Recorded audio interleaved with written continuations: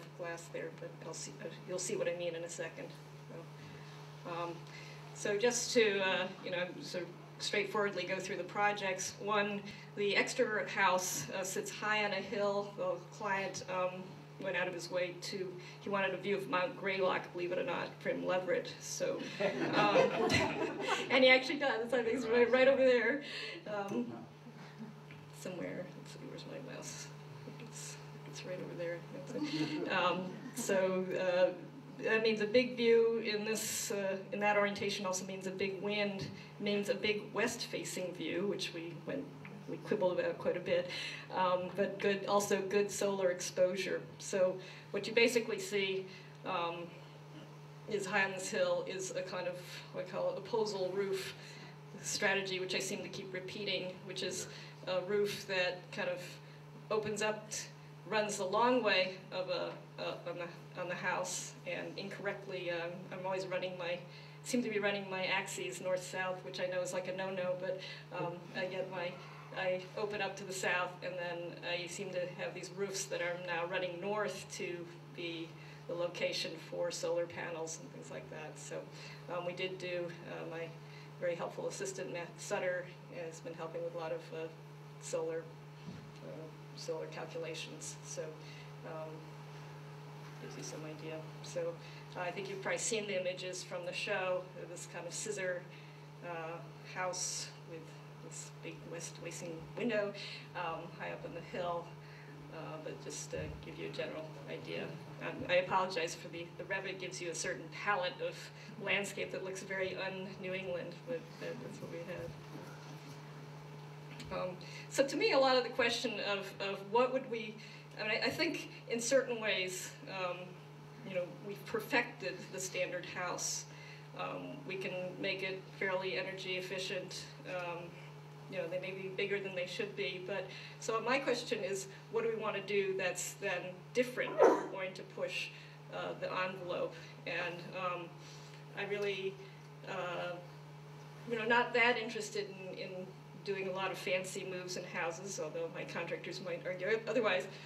But to me the question is, what is it about lifestyle that we're looking at anew, and how is it that we can use a new house to enable people to engage with connecting with nature, connecting with kind of the cycles of life more readily in a house. So that was something that I was interested in my house, and then with this client, they were also very much interested.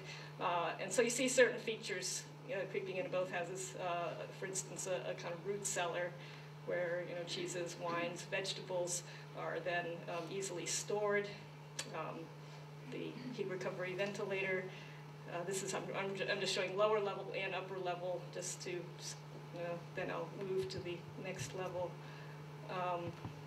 These are just some of the views. So this is a very simple house layout, really, very much more logical than mine, I might add. Sort of a big kitchen that opens onto a sun space.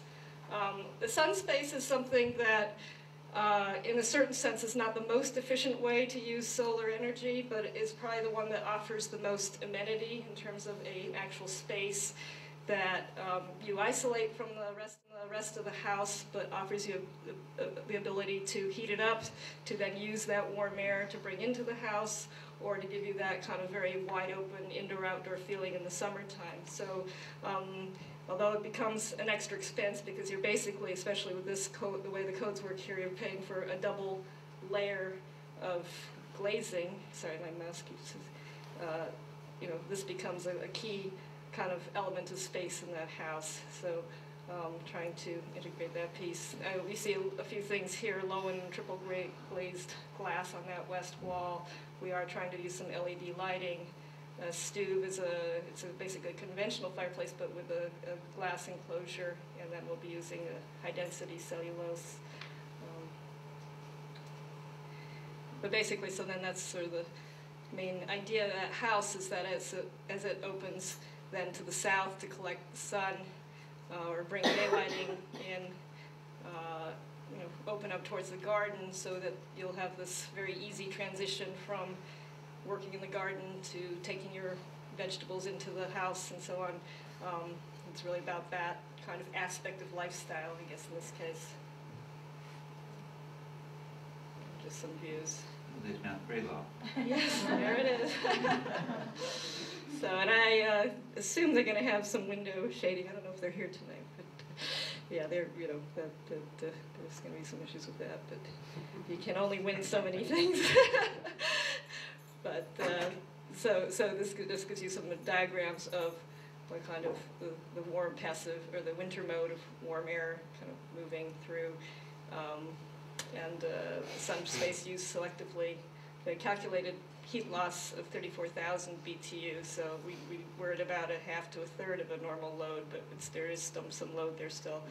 Summer mode, I think, would be, you know, grabbing kind of air that comes through the lower entry, and sort of it works its way up to the high side of the house, so a natural ventilation should be provided.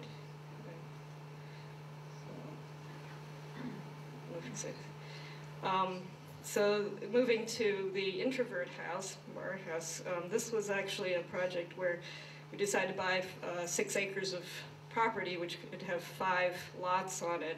So it happens to be much less about a big view. It's much more wind sheltered because it's part of an old sand quarry. And it also has its own tree border as a consequence. But in the midst of that tree border was pretty good solar exposure. So, and I've worked on a number of fairly complicated houses. I did do a fairly large, very green house before this, and I decided that, again, sort of like Ben, you know, yeah, it's great, we're saving, you know, their heating bill's $1,500 a season, but I also sort of feel like maybe I'm getting old, but that I'd like to be able to visualize an entire house in my head and not have it be more complicated than that. So I realized that as I worked on this house, it was like a piece of origami where I just wanted to be like a simple few folds, and that was it. So I got very involved in trying to make a kind of a very regular, although not so regular plan. So it's the old, what's called the old Dickinson pit. I don't know if it's related to Emily Dickinson's family, but it's really a sand quarry. And I guess I think I'm probably kind of a daydreamer, because I have a lot of images in my head about, you know, sort of permaculture, landscapes of Japan, and that's sort of the vision I had of this site. Of course, the reality is it's a big sand pit, so yes. So we're hoping that we can transform that. It will be a lifetime project, probably. So what we had is a kind of common driveway that we brought in. Took a year and a half to work it through Amherst zoning to get it approved for various things. We had, you know, many complications along the way, but we finally got approved. So we have, what you see is 4 houses and then a 5th lot, which my colleague Kathleen Lugosh is designing a house for there. So we're very excited when it was finally approved, and they've been doing, the site work is now basically complete. Is that on East Pleasant Street? Yes, East Pleasant Street, yeah. So if you see like this giant... Big sand pit? Yeah, looks like, you know, the earth is getting raised over there, but in fact it's just, they're moving the sand around. So we do eventually, my mouse keeps on want to, basically I sort of arrayed the houses along. I tried to pull the driveway kind of along the north, so there's this nice steep embankment that we can plant, and then a sort of a meadow with an infiltration basin, so we can do some sort of capture the water on the site. And we actually also do serve, we're serving the town stormwater outflow on the property as well. We hope eventually to, you know, plant wild berry bushes and chestnut trees, American chestnut trees. So again, this idea of the opposal roof. We're getting, we actually ended up with the most shaded site, so sacrificed the most, but we have the sort of biggest, most interesting bit of land at the end there. We get about, well, enough to, I think, calculate about $500 in savings on hot water. So the introvert aspect of this house is, and maybe it's probably most luxurious aspect, is that it has a retractable screen roof courtyard at the heart of it. So I think, again, with my sort of pan-Asian sort of roots, I've sort of been thinking about the